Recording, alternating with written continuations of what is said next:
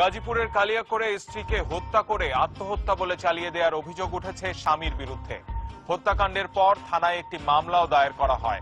তবে নিহতের বাবা আদালতে মামলা করলে তদন্তভার অর্পিত হয় পুলিশ ব্যুরো অফ ইনভেস্টিগেশনের উপর। আর এরপরই বেরিয়ে আসে গৃহবধূ হত্যাকাণ্ডের নেপথ্যের কাহিনী।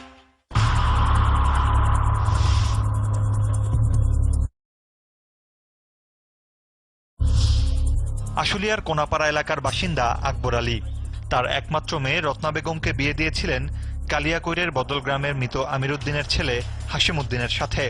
মেয়ের সুখের কথা চিন্তা করে অনেক টাকা যৌতুকও দেন। বিবাহের সময় 1,63,000 যৌতুক দিই, 28,500 টাকার ফ্রিজ, 3 ভরি রূপা, 9 ভরি 3 ভরি স্বর্ণ, 9 ভরি রূপা। বিয়ের পর ভালোই চলছিল রত্না বেগমের সংসার। তাদের ঘরে দ্বিতীয় সন্তান আসার 6 মাস আগে তাকে পাঠিয়ে দেয়া হয় বাবার বাড়ি। সেই সুযোগে আকবর আলী তারই বড় ভাইয়ের স্ত্রীর সাথে পরকীয়ায় জড়িয়ে পড়েন বলে অভিযোগ করেন রত্নার মা।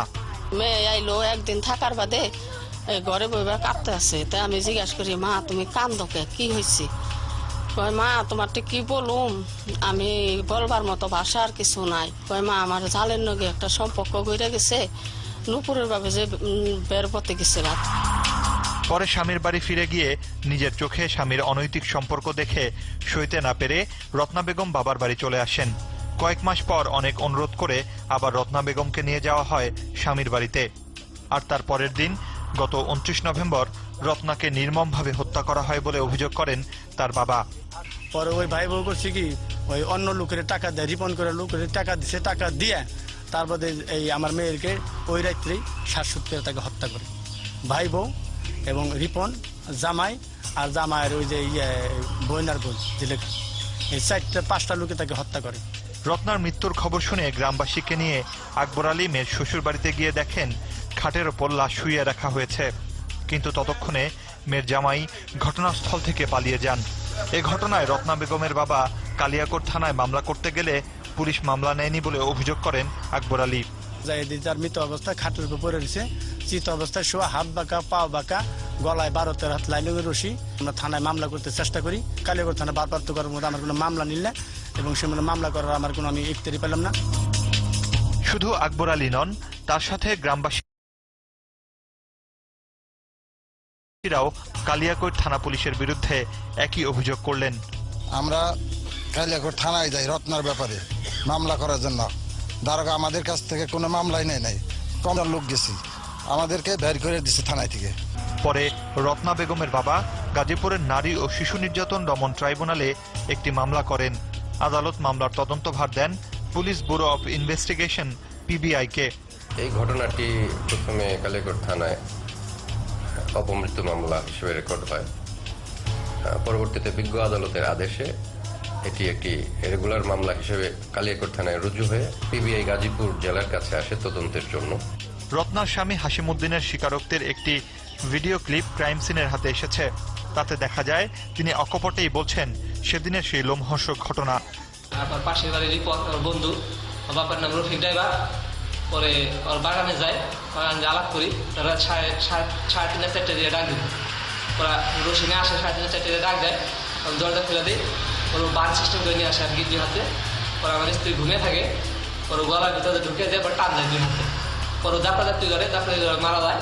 পরে ও টাইনে ওই ঘরে নিয়ে যায়। পরে আমি তারা গুছিয়ে দিই, পরে ও ধর্মের সাথে রসি করে যায়, আমি রত্ন রসে ধরি আর কি।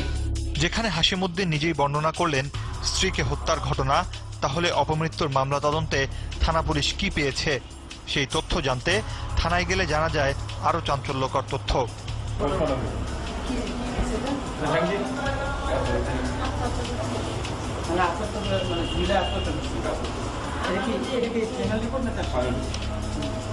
কালিয়াকৈর থানা পুলিশ কেন রত্না বেগমের হত্যা মামলাটি নিতে রাজি হলো না, আর কেনই বা তড়িঘড়ি করে অপমৃত্যুর মামলা নিয়ে ফাইনাল রিপোর্ট দেয়া হলো, তা জানতে কালিয়াকৈর থানায় গেলে ওসিকে পাওয়া যায়নি। পরে তার সাথে কথা হয় মোবাইল ফোনে। আমাদের তদন্ত তো পিবিআই করতেছে, আমরা যখন একটা মানুষকে প্রথম অবস্থায় হত্যা করার পরেও যদি ঝুলে রাখি, তার মামলাটা হয় কি আত্মহত্যা। পরবর্তীতে তার মার্ডার আসলে মার্ডারে রূপান্তরিত হয়, মামলা দেওয়া হয়। মেয়ের বাবার একটা অভিযোগ ছিল যে আপনাদের পুলিশের বিরুদ্ধে আর কি যে অসহযোগিতা। কোনো লোকের এজাহার বা হাহাকার নিয়ে পুলিশের কাছে আসবে, সেটা 100% সত্য হতে পারে, 50% সত্য হতে পারে, অথবা সম্পূর্ণ মিথ্যা হতে পারে। হাহাকার আমরা নেব, তারপর তদন্ত করে যা আসবে তাই হবে। এদিকে পিবিআই এর তদন্তে বেরিয়ে আসে রত্না হত্যার নেপথ্য ঘটনা। রত্না বেগমের মৃত্যুর 6 মাস পর আদালতের নির্দেশে গত 11 মে ম্যাজিস্ট্রেটের উপস্থিতিতে পুনরায় ময়না তদন্তের জন্য কবর থেকে লাশ তোলা হয়। আগের যে পোস্টমর্টেম রিপোর্ট হয়েছিল সেখানে সুইসাইডাল ইন নেচার এসেছিল, আমাদের পারিপার্শ্বিক অবস্থা সেটা সাপোর্ট করে না। সেই কারণেই আমরা পুনঃ ময়না তদন্তের জন্য কবর থেকে লাশ উত্তোলনের প্রক্রিয়ায় আমরা আমাদের তদন্তকারী দল গিয়েছিল এবং সেটির পুনঃ ময়না তদন্ত বিজ্ঞ আদালতের আদেশে বিজ্ঞ ম্যাজিস্ট্রেটের তত্ত্বাবধানে সেটি সম্পন্ন হয়েছে। পরিবারের সাথে স্থানীয় বাসিন্দারাও সুষ্ঠু তদন্তের মাধ্যমে এ ঘটনায় জড়িতদের উচিত বিচারের দাবি জানিয়েছেন। মেয়েটা ফাঁস দিয়ে মরে নাই, মেয়েটাকে মারা হয়েছে। আমাদের জোর আবেদন যেন এই সমস্ত আসামিকে আইনের আওতায় এনে সূক্ষ্ম বিচার করে তাদের ফাঁস দেওয়া হয়। এদিকে অভিযুক্ত হাশেমউদ্দিন নিজেকে সম্পৃক্ত করে আদালতে 164 ধারায় জবানবন্দি দিয়েছে বলে জানান পিবিআই এর এই কর্মকর্তা। 1 নম্বর আসামিকে অ্যারেস্ট করার পরে তাকে ব্যাপক জিজ্ঞাসাবাদ করা হয় পিবিআই এর পক্ষ থেকে এবং এক পর্যায়ে সে আমাদের কাছে স্বীকার করে যে সে নিজেই এই হত্যাকাণ্ডের সাথে জড়িত। তার বন্ধু রিপন, তার আত্মীয় হয়, তাকে সাথে নিয়ে এই হত্যাকাণ্ডটি প্রথমে সে ঘটিয়েছে বলে আমাদের কাছে স্বীকার করে এবং পরবর্তীতে আমরা বিজ্ঞ আদালতে সাপোর্ট করলে সেখানেও তিনি সিআরপিসির 164 ধারার মোতাবেক স্বীকারোক্তিমূলক জবানবন্দি দেয়। রত্না বেগমের এই 2 সন্তান জানে না তাদের মাকে হত্যা করা হয়েছে, অথচ তাদের মায়ের খুনির কাঠগড়ায় তাদের বাবা। এমন ঘটনার যেন আর পুনরাবৃত্তি না ঘটে সেজন্য অপরাধীর দৃষ্টান্তমূলক শাস্তির দাবি জানিয়েছেন